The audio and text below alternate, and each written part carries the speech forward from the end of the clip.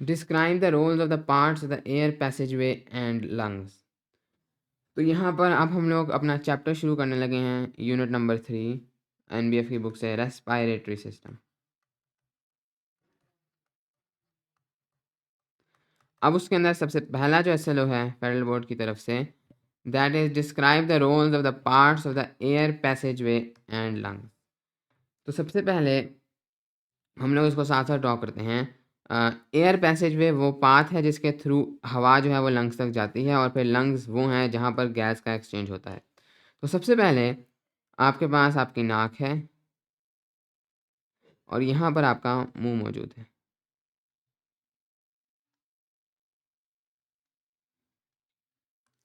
तो सबसे पहले इसको हम लोग कहते हैं nasal cavity, and this is oral cavity. जो मुंह के पीछे है दैट इज ओरल कैविटी, और जो नाक के पीछे दैट इज नेज़ल कैविटी।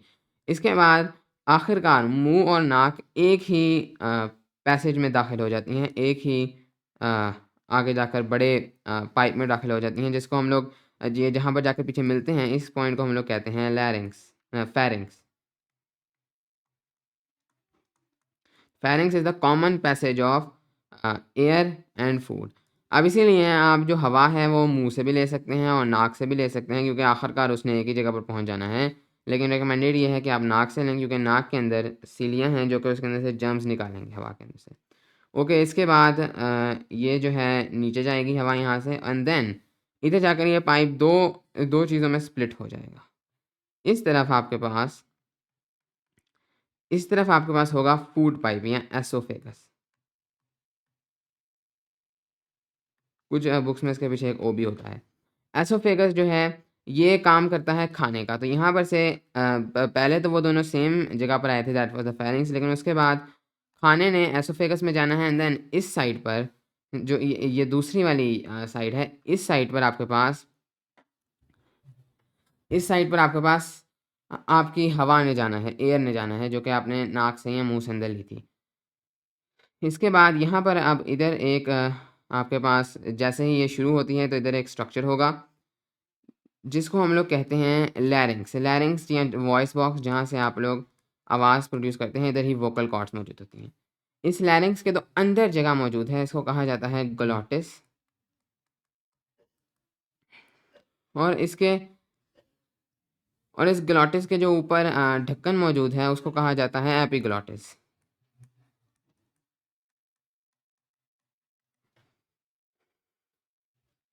इसके बाद ये जो पाइप है ये मज़ीद नीचे की तरफ जाएगा, एंड देन ये जो अब एयर का पाइप है this is called the trachea, या इसको आप विंड पाइप भी कह सकते हैं। तो यहाँ पर से अब जो चीज़ आपने ध्यान में रखनी है, एपिग्लोटिस का फंक्शन क्या है। सबसे पहले आपके पास यहाँ पर से आई फूड, यहाँ पर से आया फूड और यहाँ पर से आई हवा। अब उसने स्प्लिट करना है, लेकिन खाना तो ऑटोमेटिकली नीचे जा रहा है, तो वो तो ऐसे भी हो सकता है खाना इधर चला जाए और हवा इधर चली जाए। तो इसका तरीका क्या है कि एसोफेगस थोड़ा-सा टिल्टेड होता है उस साइड पर, तो हवा ऑटोमेटिकली नीचे जाती है। लेकिन जहाँ तक बात है खाने की, तो ये जो ढक्कन है एपिग्लॉटिस ये खुल सकता है। वैसे इन मोस्ट केसेज़ ये खुला होता है, क्योंकि खुला होगा तभी आप हवा अंदर ले सकते हैं। लेकिन जैसे ही आप खाना को स्वैलो करते हैं तो ये थोड़ी देर के लिए बंद हो जाता है, तो खाना इधर से बजाय इधर चला जाता है। लेकिन उसके फ़ौरन बाद ही वापस खुल जाता है, क्योंकि हमें हवा भी चाहिए। तो इसके बाद अब खाना इधर और हवा इधर आ गई है। अब ये दोनों चीज़ें अलग हो गई हैं। तो इसके बाद अब इस ट्रैकिया के ऊपर आपके पास इस तरह की बोन्स होती हैं इसके ऑल ओवर, जिनको हम लोग कहते हैं कार्टिलेज। इनका फंक्शन सिर्फ ये है, ये बिल्कुल बोन्स नहीं लेकिन थोड़े नरम बोन्स हैं जिनको कार्टिलेज कहा जाता है। इसका फंक्शन सिर्फ ये है कि ये आपके ट्रैकिया को थोड़ा रिजिड रखता है, और ऐसा नहीं कि ट्रैकिया फ्लेक्सिबल हो और इधर उधर हिलता रहे। तो इसको रिजिड रखने के लिए आपके पास ये कार्टिलेज मौजूद होता है। इसके बाद ये ट्रैकिया नीचे जाता जाएगा, एंड देन थोड़ा सा नीचे जाकर अब ये डिवाइड होगा इन टू पार्ट्स। और उससे पहले मैं इस डायग्राम को थोड़ा सा उधर मूव कर देता हूँ। Okay, next. अब जो है ये ट्रैकिया, इधर तक तो ट्रैकिया ही था, इसके ऊपर कार्टिलेज थी।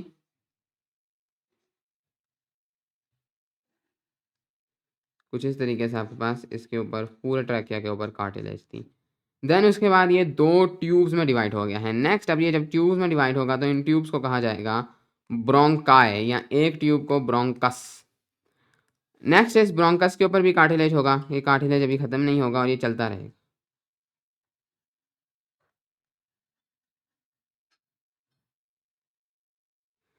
तो इस तरीके से ये ब्रोंकाई थोड़ी सी आगे कंटिन्यू करेंगे और उसके बाद ये आपके लंग्स के अंदर एंटर कर जाएंगे। सो मैं कोशिश करूँगा लंग का ठीक मॉडल बनाने की। So this is the right lung जिसके 3 लोब्स हैं।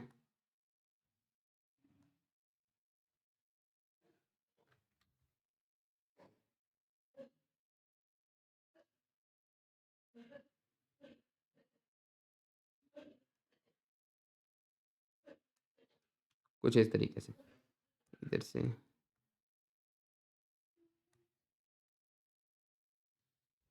एंड देन ये जो ब्रोंका है आपका ये इसके अंदर मूव कर जाएगा।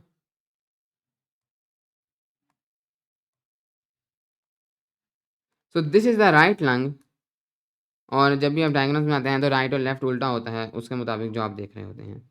And then this is the left lung. Left lung के सिर्फ 2 लोब्स हैं।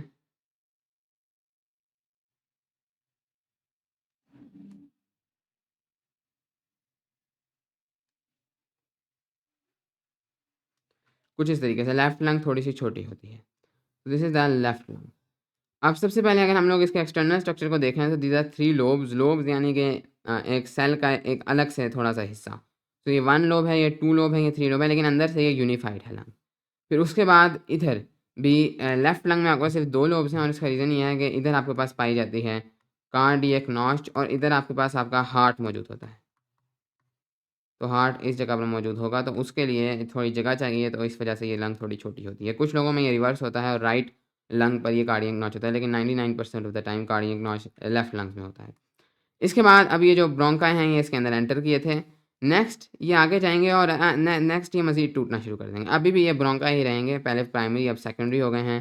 फिर ये मज़ीद टूटेंगे इनटू टर्शरी एंड देन ये टर्शरी भी आगे टूटते जाएंगे अनटिल ये जो ब्रोंकाई हैं ये बहुत छोटे हो जाएंगे। जब ये बहुत छोटे हो जाएंगे तो अब इन पे कार्टिलेज रहना ख़त्म हो जाएगा, क्योंकि अब उन्हें रिजिड रखना छोटा खुद ही रिजिड रहता है।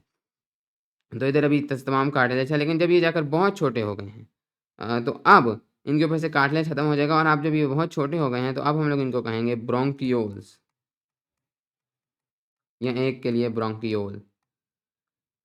तो इस तरीके से ये टूटते रहेंगे एंड देन फाइनली ये ब्रोंकियोल्स भी बहुत छोटे हिस्सों में टूट जाएंगे जिनको हम लोग कहेंगे एल्वियोलर डक्ट।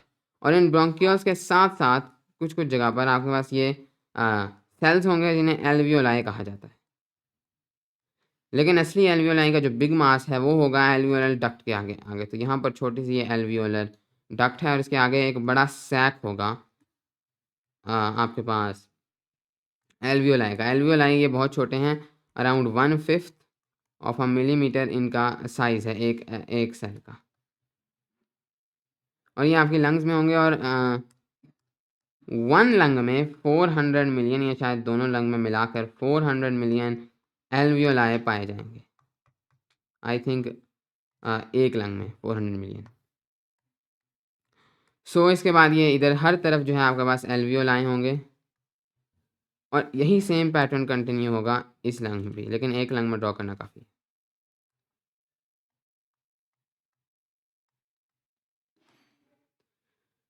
अब इन एल्वियोलाई का फंक्शन क्या है तो इसके लिए हम थोड़ा सा जूम इन करते हैं।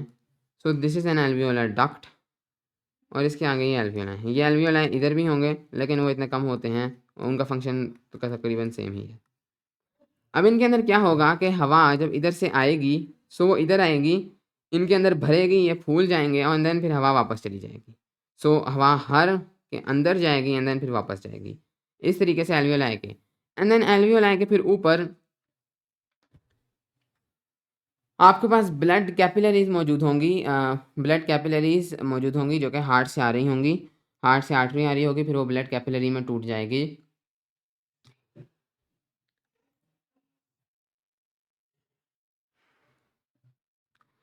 अब यहाँ पर आपके पास आर्टरीज कैपिलरीज मौजूद होंगी। यहाँ से आपके पास एक आर्टरी आती है जैसे हमने पढ़ा था, फिर ये आर्टीरियोल जैसे हमने सर्कुलेटरी सिस्टम में पढ़ा था एंड देन उसके बाद आपके पास एक कैपिलरी सिस्टम है देन दिस इज वेन्यूल और फिर वेन।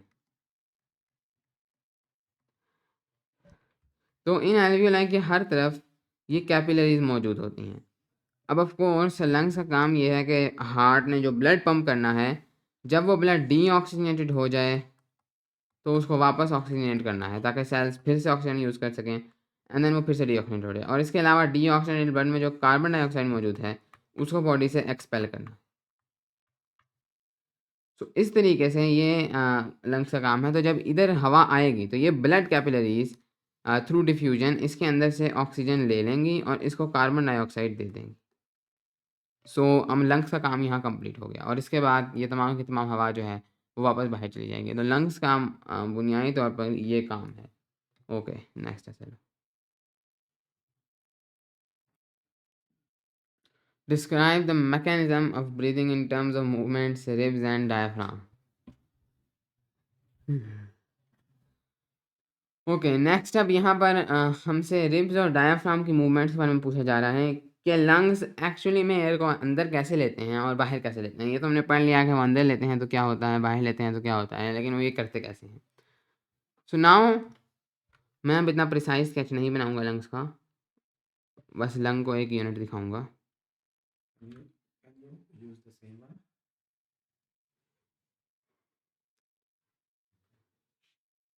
तो इस तरीके से हमारी है राइट लंग और कुछ इस तरीके से है हमारी लेफ्ट लंग। तो मैं थोड़ा सा बड़ा कर लेता हूँ, कुछ इस तरीके से। अब होता ये है कि सबसे पहले लंग्स ने एयर अंदर लेनी है जिसको हम लोग कहते हैं इंस्पायरेशन। इसके लिए लंग्स क्या करते हैं कि लंग्स जो हैं वो एक्सपैंड करते हैं। अब इससे क्या होगा कि जब लंग्स एक्सपैंड करेंगे तो लंग्स के अंदर जो वॉल्यूम है वो बढ़ जाता है। अब लंग्स के अंदर तो गैस मौजूद है, यानी कि लंग्स के अंदर आम गैस मौजूद है, एयर। अब लंग्स ने अपने अंदर एयर सक करनी है बाहर से। सो लंग्स जो हैं वो फूलते हैं। सो उनका वॉल्यूम कम हो जाता है। जब उनके अंदर वॉल्यूम कम होता है तो उनके अंदर जो एयर मौजूद है उसका प्रेशर जो है वो बढ़ जाता है। नहीं, उनका वॉल्यूम बढ़ जाता है। जब लंग्स एक्सपैंड करते हैं तो उनका वॉल्यूम बढ़ जाता है तो उनका प्रेशर जो है वो कम हो जाता है। बिकॉज़ वी नो कि volume is inversely proportional to pressure. So जैसे ही वॉल्यूम बढ़ेगा तो प्रेशर कम हो जाएगा। This is Boyle's law. तो अब जब इधर अंदर अगर इधर ये विंड पाइप है,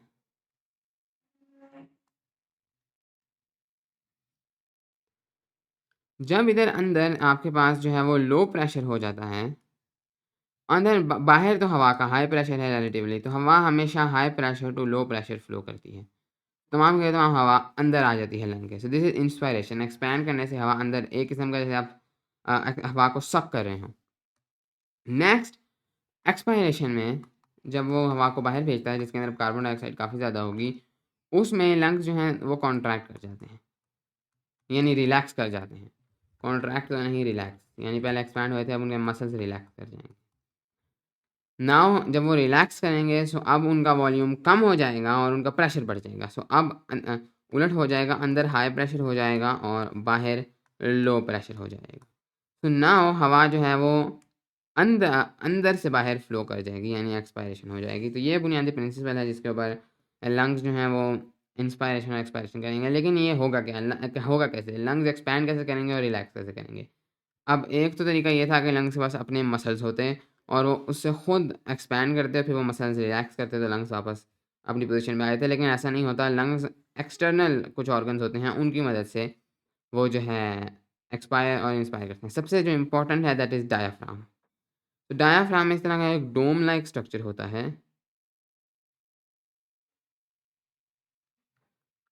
लंग के नीचे, जिसको इस तरह से ड्रॉ करना ज़्यादा बेहतर है।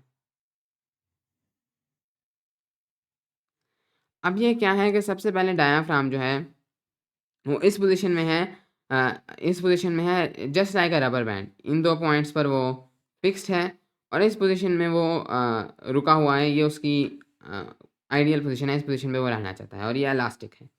तो इस पोजीशन पे लंग्स को उसने थोड़ा-सा सुकेड़ के रखा हुआ है।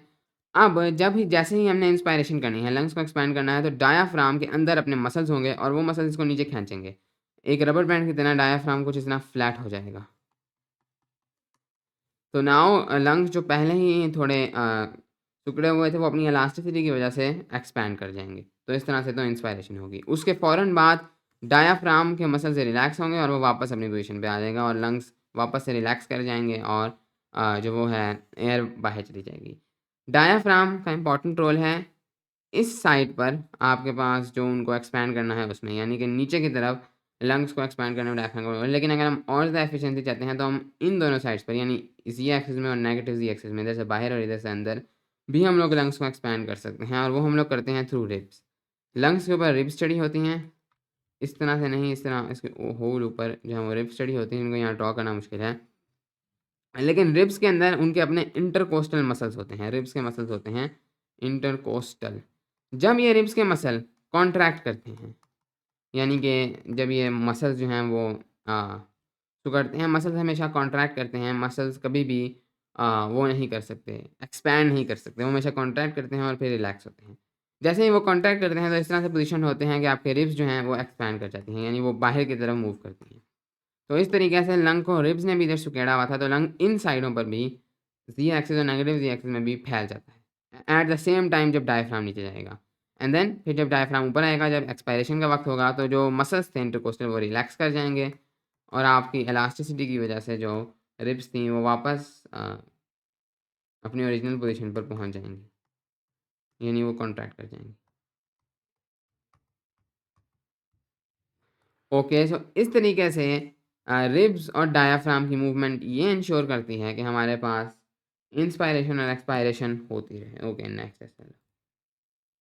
नेक्स्ट चलो है differentiate between the composition of inspired and expired air. Inspired air वो एयर जो अंदर ली गई है और एक्सपायर्ड एयर वो एयर जो बाहर ली गई है। इनकी कंपोजिशन में क्या फ़र्क है? तो सबसे पहले मैं इधर एक कॉलम बनाता हूँ। तो this is inspired air and this is expired air. तो चलें देखते हैं कि इनकी कॉम्पोजिशन में क्या फ़र्क होगा। सबसे पहले जो इम्पोर्टेंट सबसे चीज़ है कॉम्पोजिशन के लिए, दैट इज़ O2 कि ऑक्सीजन दोनों में कितनी मौजूद है। तो इंस्पायर्ड एयर में तो नॉर्मल ऑक्सीजन मौजूद है जितनी मौजूद होती है सब में 21%। लेकिन एक्सपायर्ड एयर में चूँकि ऑक्सीजन आपकी कैपिलरीज़ ने ले ली है, तो अब ऑक्सीजन कम होकर 16% रह जाती है। तो ऑक्सीजन आप देख सकते हैं इंस्पायर्ड एयर में ज़्यादा थी और एक्सपायर्ड एयर में कम है, क्योंकि कुछ ऑक्सीजन उन्होंने ले ली है। नेक्स्ट कार्बन डाइऑक्साइड, तो अभी इसका उलट होगा। कार्बन डाइऑक्साइड इंस्पायर्ड एयर में तो बहुत कम होती है, 0.04% तक, लेकिन अब उसकी परसेंटेज 4% तक पहुंच जाती है कार्बन डाइऑक्साइड की, क्योंकि वो जो है तमाम ब्लड कैपिलरीज ने अपनी कार्बन डाइऑक्साइड उस इंस्पायर्ड एयर में डालकर अब एक्सपायर्ड एयर में कार्बन डाइऑक्साइड ढेर सारी आ गई है। नेक्स्ट नाइट्रोजन, तो नाइट्रोजन का कोई एक्सचेंज नहीं हुआ, तो नाइट्रोजन पहले भी 79% थी एंड अब भी 79% है। उसमें 1-2 परसेंटेज का हो सकता है कोई मसला हो, लेकिन मिनिमल है। इसके बाद नेक्स्ट अब वाटर वेपर। तो इंस्पायर्ड एयर में तो वेरिएबल होगा, यानी कभी सैचुरेटेड होगा, कभी अनसैचुरेटेड, डिपेंड्स अपॉन आपकी एनवायरनमेंट। लेकिन एक्सपायर्ड एयर में हमेशा सैचुरेटेड होगा, यानी एक्सपायर्ड एयर में हमेशा उसके अंदर वाटर वेपर बहुत ज़्यादा होगा। इसका क्या रीज़न है? तो जब आपकी हवा जो है वो आपकी लंग्स के अंदर जाएगी, सो लंग्स के अंदर म्यूकस होता है, बहुत मॉइस्ट म्यूकस होता है, और वो मॉइस्ट म्यूकस जब हवा मॉइस्ट म्यूकस के साथ लगती है तो उसके अंदर वाटर वेपर बहुत ज़्यादा आ जाता है और इसके अलावा हवा का टेम्परेचर बढ़ जाता है, क्योंकि मोस्ट कॉमनली जो है इंस्पायर्ड एयर है उसका टेम्परेचर 37 डिग्री से कम होता है, क्योंकि बाहर इतनी गर्मी का बहुत ही कम सिचुएशन में होती है। लेकिन जब हवा अंदर जाती है तो उसका टेम्परेचर एग्जैक्टली बॉडी टेम्परेचर के मुताबिक हो जाता है। तो इस वजह से वो गर्म हो जाती है और गर्म हवा अपने अंदर ज़्यादा वाटर वेपर रख सकती है, इसलिए एक्सपायर्ड एयर में तो हमेशा सैचुरेटेड होगा, चाहे इंस्पायर्ड एयर में जो मर्ज़ी हो। इसके बाद अगर हम लोग बात करें टेम्परेचर की, सो दैट टेम्परेचर इसमें वेरिएबल होगा, लेकिन इसके अंदर बॉडी टेम्परेचर मौजूद होगा। सो ये डिफरेंस है इंस्पायर्ड एयर और एक्सपायर्ड एयर में। बुनियादी डिफरेंस ऑक्सीजन और कार्बन डाइऑक्साइड का है, क्योंकि अब इधर से ऑक्सीजन निकाली गई है और कार्बन डाइऑक्साइड डाल दी गई है। ओके, नेक्स्ट है। Discuss briefly diseases related to respiratory system like bronchitis, emphysema, pneumonia, asthma and lung cancer. अ, तो सबसे पहले अब यहाँ पर हमने लंग्स के बारे में पढ़ लिया, अब उसके बारे में जो कुछ डिजीज़ हैं उनके बारे में हम पढ़ेंगे। सबसे पहले हमारे पास है ब्रोंकाइटिस। ब्रोंकाइटिस ब्रोंकाइटिस बहुत ही सिंपल है। सिंपली आपके पास जो इन्फ्लेमेशन है ऑफ ब्रोंकाई, यानी जो ब्रोंकाई की आपकी ट्यूब्स इनके बारे में हमने बात की। अगर जब उनके अंदर इन्फेक्शन होता है और उनके ऊपर जो है म्यूकस की एक लेयर बन जाती है, तो अगर ये आपके पास एक नॉर्मल क्रॉस सेक्शन था एक ब्रोंकस का, कुछ इस तरह से दिखेगा। लेकिन ब्रोंकाइटिस में ये आपके पास कुछ इस तरह से दिखेगा। आपके पास एक म्यूकस की लेयर इसको बहुत ज़्यादा नैरो कर देगी और हवा का अंदर जाना और बाहर जाना बहुत मुश्किल हो जाएगा। ब्रोंकाइटिस जो है वो मोस्टली वायरल होता है, इसलिए इस पर एंटीबायोटिक्स कोई असर नहीं करती। तो इसकी ट्रीटमेंट का हल यही है कि इसको खुद से ट्रीट होने दिया जाए, क्योंकि हमारा इम्यून सिस्टम इतना स्ट्रॉन्ग है कि वो तमाम वायरसेस से डील कर सकता है, लेकिन इसको कुछ टाइम लगता है। कभी-कभी ब्रोंकाइटिस की वजह से एक सेकेंडरी बैक्टीरियल इन्फेक्शन शुरू हो जाता है, यानी कि वो इससे अलग होता है लेकिन इसकी वजह से शुरू हो रहा होता है। तो फिर हम लोग एंटीबायोटिक्स यूज़ करते हैं उस सेकेंडरी बैक्टीरियल इन्फेक्शन को किल करने के लिए। ब्रोंकाइटिस की 2 किस्में हैं। सबसे पहले हमारे पास है एक्यूट ब्रोंकाइटिस। एक्यूट ब्रोंकाइटिस जो आपको सीज़नली होता है, यानी कि ठंड की वजह से या फिर फ्लू की वजह से, ये बहुत शॉर्ट टर्म, एक्यूट का मतलब होता है शॉर्ट टर्म, 2 से 3 हफ्तों के लिए ये होता है और ये खुद ब खुद ही ठीक हो जाता है। और ये कोई इतनी बड़ी चीज़ नहीं होती, बस आपने जो है रेस्ट करनी है और ये खुद ब खुद ठीक हो जाएगा। लेकिन इसकी एक दूसरी किस्म है जिसको कहा जाता है क्रॉनिक ब्रोंकाइटिस। ये जो क्रॉनिक ब्रोंकाइटिस है ये ठंड वगैरह से नहीं होता है, ये मोस्टली स्मोकिंग से होता है। तो इसमें क्या होगा कि आपकी जो ब्रोंकस हैं वो बजाय से कि एक शॉर्ट टर्म हो, ये एक लॉन्ग टर्म है जो कि आहिस्ता-आहिस्ता होता रहेगा, लेकिन कोई 10-15 साल बाद इसका इफ़ेक्ट होगा और फिर ये काफ़ी अरसे तक चलेगा। ये कोई एक्यूट ब्रोंकाइटिस की तरह कोई टेम्पोरेरी चीज़ नहीं है, ये अक्सर परमानेंट बन जाता है, क्रॉनिक ब्रोंकाइटिस।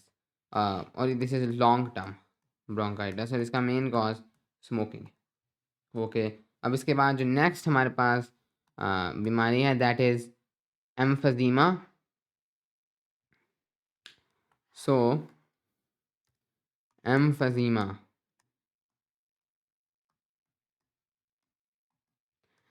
इसके अंदर सिर्फ़ ये होगा कि आपके जो एयर सैक्स हैं एल्वियोलाई, नॉर्मली तो वो इस तरह हैं,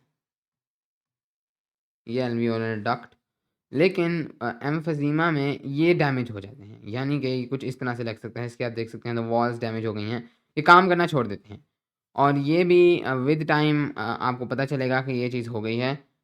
एम्फीज़ीमा जो है, इससे आपको ब्रीदिंग डिफ़िकल्टीज़ होती हैं और ये काफ़ी खतरनाक सिचुएशन है जिसका मेन कॉज़ स्मोकिंग है। और एम्फीज़ीमा एक अनट्रीटेबल डिज़ीज़ है, यानी कि जब ये एक बार हो जाती है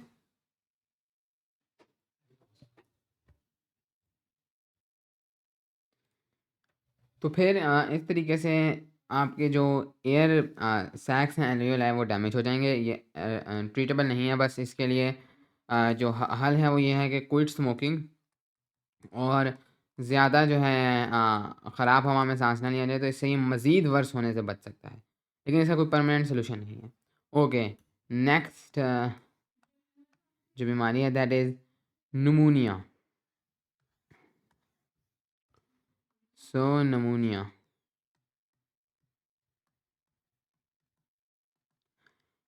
अब न्यूमोनिया क्या है कि ये इसमें क्या होगा कि अगेन आपके एल्वियोलर डक्ट्स होंगे, लेकिन अब आपकी एल्वियोलाई जो हैं वो थोड़ी-सी इन्फ्लेट कर जाएँगी और उनके अंदर पस फँस जाएगी। तो इनके अंदर जो है ये इन्फ्लेट हो जाएँगे, इन्फ्लेमेशन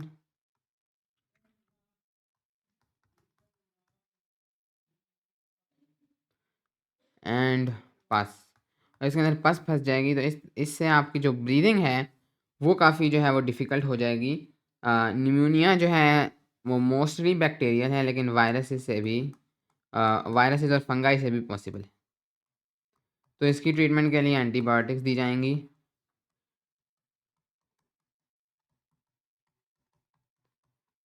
और न्यूमोनिया जो है ये एक सवेयर बीमारी होती है, लेकिन एक एक्यूट चीज़ है और अगर ठीक ट्रीटमेंट की जाए तो ये 1 से 2 महीनों में या 1.5 महीने में ये ठीक हो जाती है। ओके, इसके बाद जो नेक्स्ट बीमारी है और इसका रीज़न क्या है? इसका रीज़न मोस्टली कोल्ड है। जब ठंड होती है तो बैक्टीरिया ठंड में ज़्यादा अच्छे तरीके से रह सकते हैं, तो इसलिए बैक्टीरिया को ये मौका मिलता है कि वो अंदर घुस पाएँ। वरना गर्म टेम्परेचर में बैक्टीरिया का ज़िंदा रहना मुश्किल होता है, इसीलिए फ़ीवर में आपकी बॉडी आपका टेम्परेचर बढ़ा देती है ताकि बैक्टीरिया ज़िंदा ना रह सकें।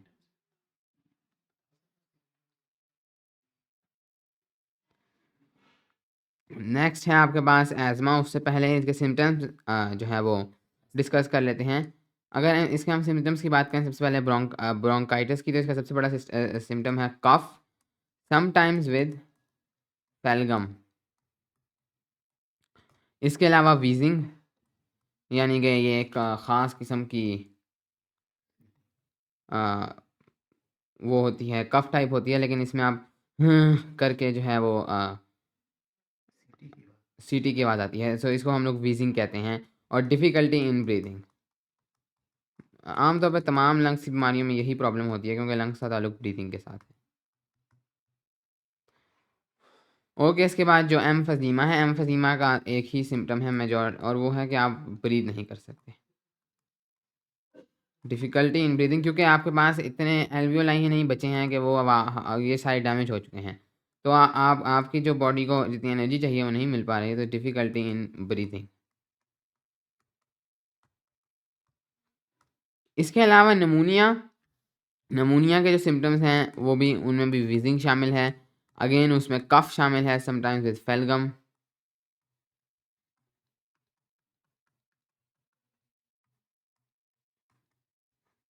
और इसके अलावा इसमें फ़ीवर भी शामिल है इसके सिम्पटम्स में, निमोनिया के। इसके बाद जो नेक्स्ट है दैट इज़ एज़मा, अस्थमा। ये एक क्रॉनिक बीमारी है, यानी कि अगेन ये एक लॉन्ग टर्म बीमारी है, ये शॉर्ट टर्म नहीं होती है, और इसके अंदर थोड़ा ब्रोंकाइटिस वाला ही काम है, लेकिन एक तो ये कि क्रॉनिक है और ये पूरे एयरवेज़ में होती है। तो आपके जो एयरवेज़ हैं वो इन्फ्लेट कर जाते, वो उनके अंदर इन्फ्लेमेशन हो जाती है, एयरवेज़ इन्फ्लेमेशन। और ये एक लॉन्ग टर्म बीमारी है जिसका ताल्लुक स्मोकिंग के साथ तो इतना नहीं है, इसका ज़्यादा ताल्लुक जो है वो आपकी एनवायरनमेंट और आपके जेनेटिक्स के साथ है। सो एज़मा में आपको अगेन जो सिम्पटम्स हैं वो डिफ़िकल्टी इन ब्रीदिंग है, आप हवा अंदर आसानी से ले जाते होते हैं। अक्सर हवा को अंदर लेके जाना काफ़ी आसान होता है, लेकिन जो हवा वापस आती है, तो फिर वो काफ़ी मुश्किल होता है। सो डिफ़िकल्टी इन ब्रीदिंग।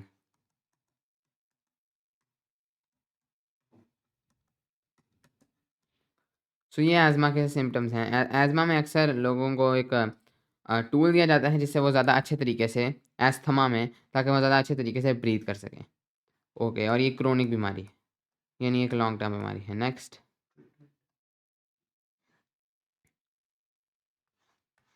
जो अस्थमा की ट्रीटमेंट है, उसके अंदर लोगों को एक चीज़ दी जाती है जिसको कहा जाता है, अ, उनको एक टूल दिया जाता है जिसको कहा जाता है, इसकी ट्रीटमेंट के अंदर सबसे पहले तो वो जो है एक डिवाइसेस यूज़ की, जिनको इन्हेलर्स कहा जाता है।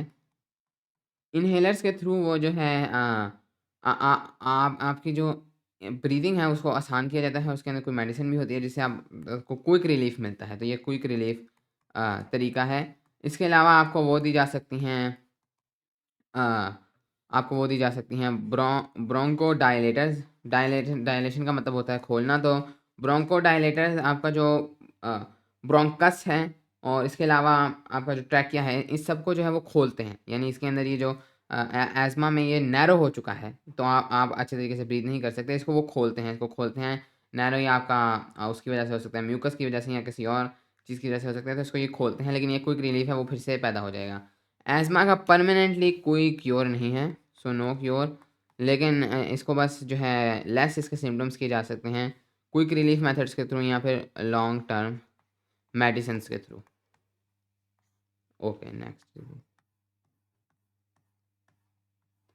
That is lung cancer. So lung cancer, तो कैंसर के बारे में आपने आप सबने सुना होगा, लंग कैंसर सिंपली लंग का कैंसर है, और इसका नंबर वन रीज़न स्मोकिंग है, और इसका और कोई बिग और रीज़न नहीं है। तो इससे क्या होता है कि आपकी जो लंग्स हैं, आपकी जो लंग्स हैं उनके अंदर स्मोकिंग की वजह से, चूँकि उसके अंदर काफ़ी टॉक्सिक गैसेज़ हैं, तो उसकी वजह से आपके जो सेल्स हैं, वो करप्ट होना शुरू हो जाते हैं। जब सेल्स करप्ट हो जाते हैं, यानी उनके अंदर जो डीएनए होता है, वो करप्ट हो जाता है, तो फिर वो आपके लिए एक एनिमी बन जाते हैं और फिर वो सेल्स जो हैं, वो आपके कंट्रोल में नहीं रहते। वो एक किस्म से ब्रेन के कंट्रोल में नहीं रहते और अपनी मर्ज़ी से अपना एक न्यू ऑर्गेनिज़्म बनाना शुरू कर देते हैं बॉडी के अंदर और फिर इस तरीके से वो एक गुच्छा बना देते हैं सेल्स का, जिसे हम एक ट्यूमर कहते हैं। और इसका नंबर 1 रीज़न स्मोकिंग है। स्मोकिंग के अंदर हार्मफुल गैसेज़ हैं, इसके अलावा निकोटीन है, जिसकी वजह से ये लंग कैंसर होता है। लंग कैंसर की जो ट्रीटमेंट है, तो इसका कोई इलाज नहीं है जिससे ये ठीक हो सके। अगर ये हो जाता है, तो फिर ज़िंदा रहने का यही वाहिद तरीका है कि या तो रेडिएशन के थ्रू उस ट्यूमर को ख़त्म किया जाए, जो कि सिर्फ़ अर्ली स्टेज में पॉसिबल है, बाद में पॉसिबल नहीं होता। सो रेडिएशन थेरेपी, या फिर इन मोस्ट केसेस उस पूरी लंग को या उसके एक लोब को, यानी उसका एक छोटा हिस्सा जिसमें कैंसर है, या उसका किसी एक छोटे सेगमेंट को जो है वो बॉडी से निकालना पड़ता है। अक्सर पूरे लंग को निकालना पड़ता है, क्योंकि हमारे पास 2 लंग्स हैं, तो एक लंग से भी काम चल सकता है। और लंग कैंसर आमतौर पे एक ही लंग में पहले शुरू होता है, अगर एहतियात ना की जाए तो वो दूसरे लंग में भी फैल सकता है। इसका जो प्रोसेस है, एक सबसे पहले अगर हम लोग एक लोब को निकालें, तो इसका जो प्रोसेस है, इसको कहा जाता है लोबैक्टोमी। अगर हम लोग एक सेगमेंट को निकालते हैं, यानी एक छोटे हिस्से को निकालते हैं, हम पूरे लंग का एक, पहले तो हमने लोब निकाला था, उससे भी हम एक छोटे हिस्से को निकालते हैं जहाँ पर सिर्फ कैंसर है, अभी वो इतना फैला नहीं है, तो that is called segmentectomy. Segmentectomy. And then अगर हम लोग फुल लंग को निकाल देते हैं, यानी कि फुल लंग को निकाल देते हैं, सो दैट इज़ कॉल्ड न्यूमोनेक्टोमी। ये निमोनिया से है। सो ये आपके पास 3 ट्रीटमेंट्स हो सकती हैं आपके लंग कैंसर की, या आप एक लोब को निकालेंगे, या एक सेगमेंट को निकालेंगे, या पूरे लंग को निकालेंगे। ओके, इसके साथ ही हमारा ये चैप्टर यहाँ ख़त्म हो गया। Thank you. और जो लंग कैंसर के सिम्पटम्स हैं, उसके अंदर अगेन डिफ़िकल्टी इन ब्रीदिंग जो सबसे पहले है, क्योंकि आपका लंग जो है वो ज़ाया हो जाता है। तो डिफ़िकल्टी इन ब्रीदिंग और chest pain.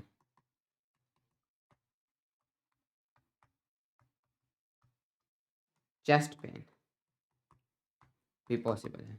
Okay, thank you.